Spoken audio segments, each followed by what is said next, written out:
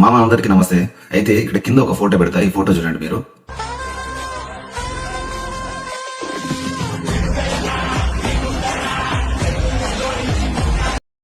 చూసారు కదా ఈ ఫోటో కానీ వీడియో కానీ చూసారు కదా మీరు. ఇలా ట్రోల్ చేసింది ఎవరు? అల్లు అర్జున్ ఫ్యాన్స్.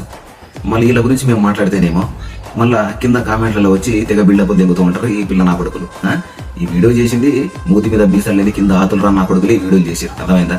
మీరు ఇలాంటివి ఎన్ని వీడియోలు చేసినదని మీరు ఆతు గిట్ట పీకలేదని అదైతే గుర్తుపెట్టుకోండి ఫస్ట్ ఆఫ్ ఆల్. ఎందుకంటే గెలికింది మీరు, ఈ వీడియో పంపించి గెలికించింది మీరు. అర్థమైందా? మీ వల్ల ఇక్కడ ఆతలు అయ్యేది లేదు, పొయ్యేది లేదు. అదే పిచ్చినా కొడుకులు ఆడ అల్లు అర్జున్ గారి వల్ల ఆయన మజలిపోతే ఆయన ఏదో చేతులు కట్టుకొని వినమ్రంగా పద్ధతిగా మాట్లాడుతుంటే మీలాంటి పిల్ల నా కొడుకులు దాన్ని పెట్టి మా బాయ్ ముందు ఎవడైనా చెవులు కట్టుకొని నిలబడి మాట్లాడాల్సిందే అని మాట్లాడతాను.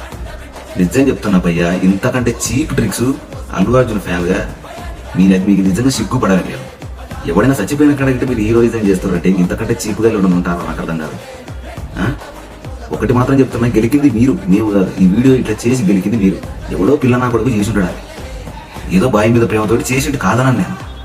కాకపోతే ఇలాంటి చిల్లర చేష్టలు మానుకోకపోతే మీరు ఎలాగైతే ట్రోల్ చేస్తారో మేము దానికి డబల్ ట్రోల్ చేస్తాను నేను. అర్థమైందా? ఒకటి గుర్తుపెట్టుకోండి, నన్ను పీకేటోడు లేడు, నన్ను గెలికేటోడు లేడు.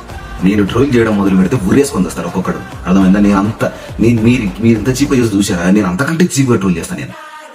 అది అర్థమైందా? అది దృష్టిలో పెట్టుకొని, లేదు మేము గెలుపుదామంటే వద్దమ్మంటే గెలికి చూడు, ఒకసారి చూడు, నువ్వు నాకు గెలిపి చూడు. నేను ఈ వీడియోలు ఎట్లిస్తాను చూపిస్తాను నీకు. బిడ్డ మూత మోగిపోయింది. అర్థమైందా? మన గురించి మాత్రం తక్కువ చేయదు. మీరు రామచంద్ర గారి గురించి ట్రోల్ చేస్తే నేను ఒకటి రాకుంటారా?